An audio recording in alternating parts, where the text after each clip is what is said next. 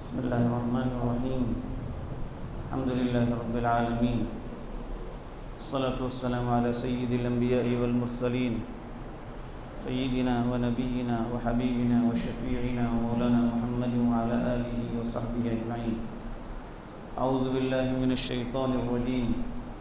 بسم الله الرحمن الرحيم. يا أيها الناس كلوا مما في الأرض حلالا طيبا ولا تتبعوا خطوات الشيطان إنه لكم عدو مضل مبين. صدق الله العظيم. بزرگان محترم، اللہ تعالیٰ نے دنیا کے اندر بہت سی چیزیں پیدا کی ہیں اور انسان کو اس کے حصول کے لیے بڑی صلاحیتیں عطا بھی کی ہیں. دنیا کے اندر کچھ چیزیں ایسی پیدا کی گئی کہ انسان اپنے گھروں میں وہ چیزیں لاتا ہے، کھاتا ہے، اسے استعمال کرتا ہے.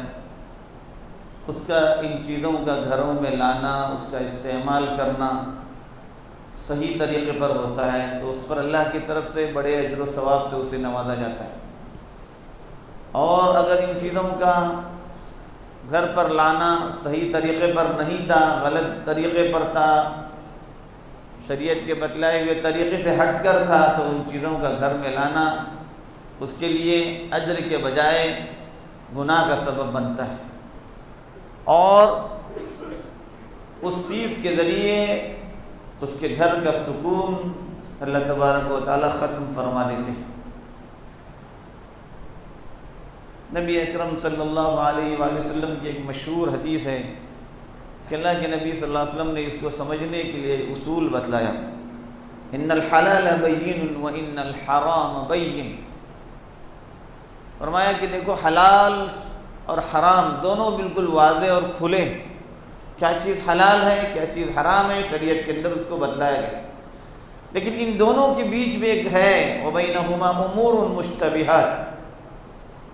کچھ باتیں ایسی ہیں جو مشتبہ ہیں لوگوں کا، جس کا حلال ہونا یا حرام ہونا لوگوں کے لیے واضح نہیں ہوتا ہے.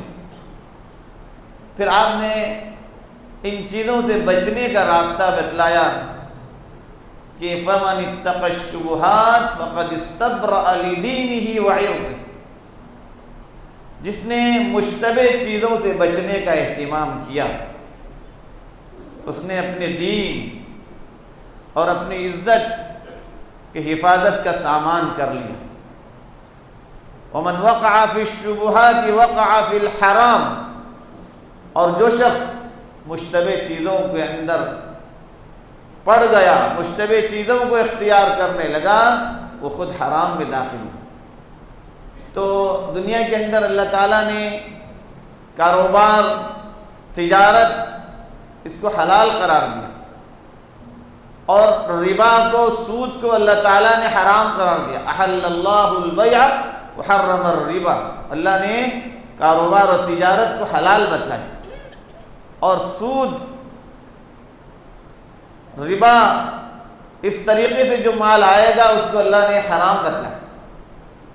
لہذا سود کا پیسہ ہو، ناجائز طریقے سے آنے والا پیسہ ہو، جتنا بھی کیوں نہ ہو، وہ سب حرام کا ہے. اللہ نے حرام کے اندر کوئی برکت نہیں رکھی ہے. انسان جب حرام کمائی کرتا ہے، اس کے ذریعے اپنے گھر میں وہ جو چیز لاتا ہے، اور وہ پیسہ جو بڑی تعداد کے اندر بھی ہوتا ہے اس کے پاس، وہ اس کے لیے فائدہ مند نہیں ہوتا. ایک تو اس کا گھر میں لانا، اس کا ان چیزوں کا حاصل کرنا اس کے لیے گناہ کا سبب بن ہی گیا. اس کو اس پر عذاب تو ہوگا ہی، لیکن اس کے ساتھ ساتھ اس کے لیے اس کے اندر کوئی برکت نہیں ہوگی، کوئی فائدہ نہیں ہوگا، اس سے وہ نفع نہیں اٹھا پائے گا. وہ چیز کسی چیز میں ضائع ہو جائے گی. ان چیزوں کو وہ غلط کاموں میں خرچ کر دے گا، اور اس طرح سے وہ چیز اس کے فائدے کا سبب نہیں بنے گی. جبکہ اس کے مقابل میں بندہ جب حلال چیز لاتا ہے، گھر کے اندر صحیح طریقے پر مال اپنے گھر میں لاتا ہے، تو اس کا صحیح طریقے پر اس مال کا گھر میں لانا، اگرچہ کہ وہ مختصر مقدار میں کیوں نہ ہو، کوئی زیادہ مقدار نہ ہو، تو وہ چیز اس کے لیے باعث اجر تو بنے گی، ثواب تو اس پر ملے گا ہی، لیکن اس کے ساتھ ساتھ اللہ تعالیٰ اس کے اندر ایسی برکتیں عطا فرمائیں گے کہ تھوڑا سا ہونے کے باوجود بھی اس کی ضروریات پوری ہو جائے گی۔ اس کے لیے اضافی کوئی ایسی چیزیں لانی نہیں پڑیں گی جس کے لیے اس کو پریشان ہونا پڑے۔ ان چیزوں کے اندر اللہ تبارک و تعالیٰ اس کو ایسی برکت دیں گے کہ وہ تصور بھی نہیں کرتا۔ پہلے اس چیز کو ہمیں سمجھنا چاہیے کہ حلال کے اندر اجر و ثواب کے ساتھ اللہ نے برکت رکھی ہے، حرام کے اندر گناہ کے ساتھ ساتھ اللہ تعالیٰ نے بے برکتی رکھی ہے، انسان کے لیے تباہی و بربادی کا ذریعہ ہے وہ چیز۔ تجارت کی طرف جب ہم آتے ہیں، تجارت ایک ایسا پیشہ ہے جو پیشہ حضرت انبیاء علیہ السلام نے بھی کیا۔ خود اللہ کے آخری نبی سید الانبیاء، امام الانبیاء، خاتم النبیین، امام المرسلین محمد الرسول اللہ صلی اللہ علیہ وسلم نے خود تجارت فرمائی، اور تجارت کے تعلق سے آپ نے اصول مہیا فرمائے، تجارت کرنے کے اصول آپ نے بتلائے کہ تجارت کس طریقے سے کی جاتی ہے۔ عام طور پر تجارت جو کی جاتی ہے، تجارت کے اندر تاجر یہ سمجھتا ہے کہ میں سامنے والے کی جیب کس طرح سے خالی کر کے اپنے جیب میں اس کو لے لوں، کس طرح سے میرا مال بک جائے، میں اپنی دکان کا ساز و سامان، تجارت کا مال کیسے گاہک کے گلے باندھ دوں، اس کے لیے وہ مختلف اسکیمیں کرتا ہے، مختلف سوچ اس کے ذہن میں آتی ہے۔ وہ کبھی اس کے لیے جھوٹ کا استعمال کرتا ہے، جو مال اچھا نہیں ہوتا اس مال کو اچھا بتلانے کی کوشش کرتا ہے، جو مال کمتر ہوتا ہے اس کو اعلیٰ ترین مال بتانے کی کوشش کرتا ہے، جو مال اچھی کوالٹی کا نہیں ہوتا وہ اس کو اچھی کوالٹی کا بیان کرنے کی کوشش کرتا ہے، جو مال معمولی درجے کا ہوتا ہے اس کو اعلیٰ درجے کا، انتہائی بلند درجے کا بتانے کی کوشش کرتا ہے۔ اس کی کوشش یہ ہوتی ہے کہ گاہک کو کسی طرح سے دھوکہ دیا جائے، وہ گاہک پر اس بات کو اس کے ذہن میں بٹھانے کی کوشش کرتا ہے کہ جب وہ میرا مال لے کے جائے اس کو اطمینان رہے، چنانچہ اس کے لیے وہ مختلف حربے استعمال کرتا ہے، اور ان حربوں کے ذریعے وہ آنے والے گاہکوں کو اس کے اندر طمع پیدا کرنے کی کوشش کرتا ہے کہ یہ مال میں جو لایا تھا اتنے میں میں لایا تھا، آپ کو اتنے میں سستا دے رہا ہوں، حالانکہ وہ جو قیمت بتا رہا ہے جھوٹ بتا رہا ہے۔ وہ کبھی یہ بتائے گا کہ یہ جو مال میں آپ کو دے رہا ہوں آپ یقین جانیے میں آپ سے سچ کہہ رہا ہوں کہ یہ مال بڑا عمدہ کوالٹی کا مال ہے، یہ جھوٹ بولتے ہوئے مال اس کو دیتا ہے۔ اس کی کوشش یہ ہوتی ہے کہ میری دکان کے اندر جو مال ہے اس کی بکری ہو جائے، وہ مال اس کو کسی طرح سے اس کے گلے باندھ دیا جائے اور اس کی جیب کا پیسہ میری جیب میں آ جائے۔ یہ اسلام کا اصول نہیں ہے، اللہ کے نبی کا بتلایا وہ اصول نہیں ہے۔ کاروباری حضرات چونکہ اکثر جھوٹ بولتے ہیں، اکثر دھوکہ دہی کرتے ہیں، اس لیے اللہ کے نبی صلی اللہ علیہ وسلم نے فرمایا من غش فلیس منا، جو ہمیں دھوکہ دے وہ ہم میں سے نہیں ہے۔ ایک دفعہ اللہ کے نبی صلی اللہ علیہ وسلم بازار گئے، ایک اناج بیچنے والے کی دکان پر کھڑے ہوئے، وہ کوئی گیہوں یا کوئی چیز بیچ رہا تھا، آپ نے اس اناج کے اندر ہاتھ ڈال دیا، اندر والا اناج گیلا تھا، اوپر سوکھا والا اناج رکھا تھا۔ آپ نے پوچھا ایسا کیوں کیا؟ کہا کہ وہ بارش ہو گئی، پانی جو ہے بارش کا پانی کی وجہ سے جو ہے مال بھیگ گیا۔ آپ نے فرمایا کہ بھیگے ہوئے مال کو تمہیں اوپر رکھنا چاہیے تھا تاکہ گاہک جو آ رہا ہے وہ مال دیکھ لے کہ بھیگا ہوا، اس کو پانی لگا ہے، یہ اچھا نہیں ہے، اس کو معلوم پڑ جاتا کہ یہ مال اچھا نہیں ہے۔ تم نے سوکھے ہوئے مال کو اوپر رکھا، تم نے دوسرے آنے والوں کو دھوکہ دینے کی کوشش کی۔ پھر آپ نے فرمایا من غش فلیس منا، جس نے دھوکہ دیا وہ ہم میں سے نہیں۔ عموماً کاروباری حضرات سے اس طرح کی غلطیاں ہوتی ہیں۔ نقصان آپ کا ہوا ہے، نقصان آپ برداشت کیجئے، سامنے والے کے گلے نقصان مت بانیے۔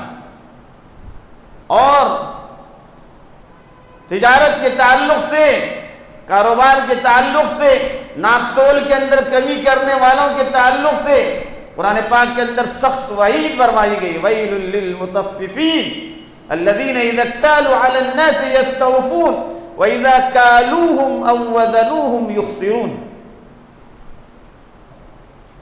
ناپ تول میں کمی کرنے والوں کے متعلق فرمایا کہ یہ ان کے لیے ویل ہے، بربادی ہے، جہنم کی سخت ترین وادی میں ان کو ڈال دیا جائے گا۔ کون لوگ؟ پھر ان کے متعلق فرمایا جب لوگوں سے مال لیتے ہیں، خود اپنے لیے وزن کر کے، کیل کر کے، ناپ کر کے لیتے ہیں، تول کر کے لیتے ہیں، پورا پورا برابر تول کر کے لیتے ہیں، جب اپنے لیے لینا ہے۔ وَإِذَا كَالُوهُمْ أَوْ وَزَنُوهُمْ، جب دوسروں کو مال تول کر ناپ کر کے دیتے ہیں، یخسرون، اس کے اندر کمی کرتے ہیں۔